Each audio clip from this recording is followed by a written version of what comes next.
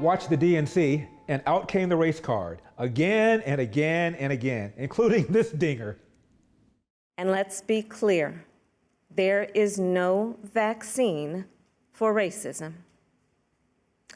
We've got to do the work. Actually, it's a good thing that there's no vaccine for racism for a couple of reasons. Number one, there's a lot of racism in the black community and a lot of anti-Semitism within the black community. An Anti-Defamation League study found that blacks were 2.5 times more likely than non-black Gentiles to be anti-Semitic. There was a 2013 Rasmussen poll of blacks, of Hispanics, and whites, and all three were asked, of these three groups, which is the most racist? Whites said blacks more than anybody else. Hispanics said blacks more than anybody else. Blacks said blacks more than anybody else. And there was a recent poll, 2020, also Rasmussen, asking Americans of blacks, of whites, of Asians, and of Hispanics, which group is the most racist? More people name blacks than anybody else. Check out this 2020 Rasmussen poll. Americans believe blacks are more racist than whites, Hispanics, and Asians in this country. 18% say most white Americans are racist. 13% say most Asian Americans are. 15% say most Hispanic Americans are. But a whopping 25% believe most black Americans are racist. Would a vaccine against racism really solve the #1 problem facing the country in general and the black community in particular? I'm talking, of course, about the fact that a large number of kids are raised without fathers. Well, in 1960, which would be almost 100 years after the end of slavery, 22% of black kids grew up in homes with only one parent. Just 22%? Yes. 4 out of 5 were in homes with both parents? Yes. 30 years later, after the liberal welfare state, that number had more than tripled.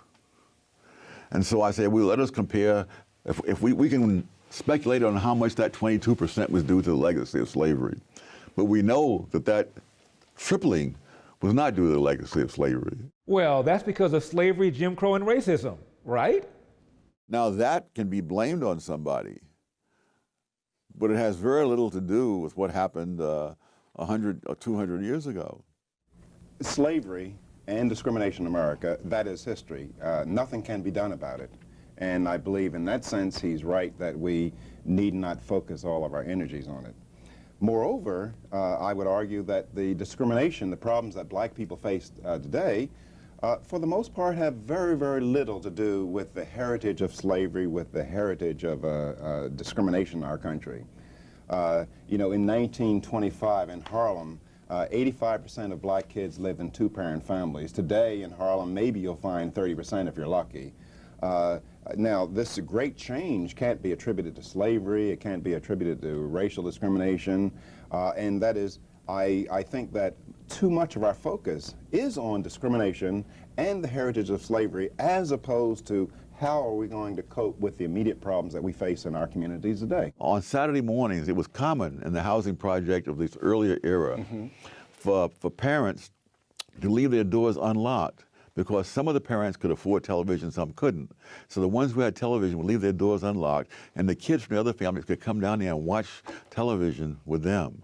Well, now the latest figures show that most people below the poverty line have 2 television sets and cable, but they wouldn't dare leave their doors unlocked in a public housing project. Okay, that's the what, but what about the why? Check out this quote by Thomas Sowell on liberals and slavery. Liberals have wreaked more havoc on blacks than the supposed legacy of slavery they talk about. As of 1960, 2/3 of all black American children were living with both parents. That declined over the years until only 1/3 were living with both parents in 1995. Among black families in poverty, 85% of the children had no father present, close quote. So it's not the legacy of slavery that destroys the African-American family. It's the legacy of the welfare state. And by the way, we see illegitimacy rates rising among everybody. Yeah, and in other countries. And you know, the very same thing in England. And what's the mechanism? Why does the welfare state dissolve the family structure? For one thing, it makes it unnecessary for fathers to support their offspring. And in fact, it makes it counterproductive in many cases. I think one of the worst things about the welfare system is that it induces this psychology of fear of earning too much. The prospect of having all your benefits cut off, or some or a significant part of your benefits cut off, makes people look on earning income as risky. And the effect on not having a father in the home on education. In 1993, the number of kids out of Dunbar High School who went on to college was less than it was 60 years earlier, which would have been in the depth of the Great Depression. And then there are the policies that prevent teachers from actually teaching. In California, they have a law that prevents teachers from suspending or expelling students because of willful disobedience. Now imagine you're a public school teacher and some kid mouths off or is otherwise misbehaving, and you can't even send that kid to the principal because you'd be guilty of violating the rule against punishing kids for willful disobedience. And there's a lot of pressure not to punish black kids because, after all, black kids are disproportionately expelled, and therefore teachers have been accused of racism. Can you imagine? And many Democrats are mandating that you send your kid to a school like that, and the Republican Party wants to give your parent a voucher? Now, what about the effect of not having a father in the home on crime? The housing projects in the first half of the 20th century, during that first 100 years after slavery, did not have the high crime rates, the murder rates, the graffiti, all the rest of it that we associate. None of that was there. Crime and violence. Now we take it for granted that there's tremendous levels of crime and violence in the black community. That was not always the case. In the 20s, it was very common for white celebrities, including George Gershwin and William Faulkner, to go up to Harlem not only for entertainment places, but to go into private homes of people they knew. And Gershwin played Rhapsody in Blue in this home where Walter White lived. Milton Friedman, when he was a graduate student at Columbia, he and the lady he later married would go dancing at the Savoy Ballroom in Harlem. And he said, we had no fear of being mugged or accosted on the street or anything like that. Hey, not everybody in Hollywood is deluded about what the real problem is. Well, it starts in the home. You know, if the father's not in the home, the boy will find the father in the streets. Yeah, I saw it in my generation and every generation before me and everyone since. It starts in the home. You know, if the streets raise you, then the judge becomes your mother, and, you know, and prison becomes your home. Now, Kamala Harris also said we have to do the work. And let's be clear, there is no vaccine for racism. We've got to do the work. We have to do the work. What does that even mean? You remember when Dylan Roof killed those black churchgoers in South Carolina? The next morning, on Morning Joe, Martin O'Malley, who was running for president at the time, former mayor of Baltimore, former governor of Maryland, talked about this being an example of racism, and clearly it was. And then he was asked what to do about it. And listen to what this man who's running for president, who was a former mayor of Baltimore, former governor of Maryland, had to say in response to the challenge, what do we do about it? Guns, but the president also talked about it in terms of the history of race and racial violence towards blacks. To what extent do you think that this was also something that gets at the core of some racial history that we still have? Oh, I mean, from the reports I read, and let's be honest with one another, the facts are still evolving here.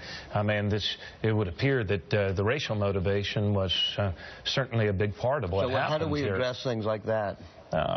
We do it by acknowledging the racial legacy that we share as Americans, and I don't know exactly how we address this, Walter. I mean, look, we as Americans all share a very painful racial legacy, and we need to acknowledge it, and we need to take actions to heal it. But I don't think anybody's figured out the magic solution to that. So this former mayor of Baltimore, who, by the way, has a crime rate 3 times higher than that of Chicago, when asked what to do about racism, had this to say?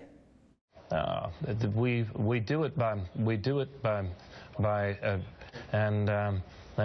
I don't know exactly how we address this, Walter, but I don't think anybody's figured out the magic solution to that. Put in the work? What does that even mean? Do you have any idea the sprawling number of institutions, organizations, laws that are right now in place to prevent institutional racism? Peter Kirsanow is a black member of the U.S. Civil Rights Commission. He wrote a piece about all of these organizations, bureaus, agencies, laws that have been set up to prevent institutional racism. Let's go over some of them, shall we? The Civil Rights Division of the Department of Justice, the Civil Rights Division of the Department of Education, the Equal Employment Opportunity Commission, the Office of Federal Contract Compliance Programs, the FBI, state civil rights commissions, local human rights commissions. But wait, there's more. State attorneys general, tens of thousands of investigators, enforcement and compliance officers, local prosecutors, private attorneys who enforce civil rights and equal opportunity laws. These laws include, but are not limited to, wait for it, Title VII of the 1964 Civil Rights Act, Sections 1981, 1982, and 1983 of the Civil Rights Act of 1866 and 1871, the 14th Amendment, the 15th Amendment, the Fair Housing Act, the Voting Rights Act, and thousands of state and local equal opportunity and anti-discrimination laws. This does not include tens of thousands of human resource officers and diversity and inclusion personnel who guard against systemic/structural racism within their respective institutions, end of quote. So, and let's be clear, there is no vaccine for racism. We've got to do the work. So, were there a vaccine against racism, it would show that the major problems facing the black community have nothing to do with white racism, and its elimination will not solve those problems. Years ago, when I was in law school, I was visiting my aunt in Detroit. A man came over and watched my aunt and me have our conversation. I was in law school at the time, and I was telling her the courses I was taking. And the man was just sitting listening. He was about 30 years old, a friend of my aunt. And after my aunt and I were speaking for a few minutes, I look up, and the man was crying. I thought I had said something offensive, although I couldn't imagine what it was I said. And I asked him, "What's the matter?" And he said, "When I was your age, I wanted to go to law school. But I engaged in a bunch of jackassery, and I never did it." I didn't ask him what he did to engage in jackassery, but whatever it was, it clearly bothered him to the point where he felt he couldn't go to law school. But the point behind the story is this: the man did not blame anybody but the person in the mirror. And that is the fundamental distinction, I think, between Democrats and Republicans. The latter is willing to take personal responsibility when things go wrong. The former is looking for somebody to blame. I'm Larry Elder, and we've got a country to save. I'll see you next time.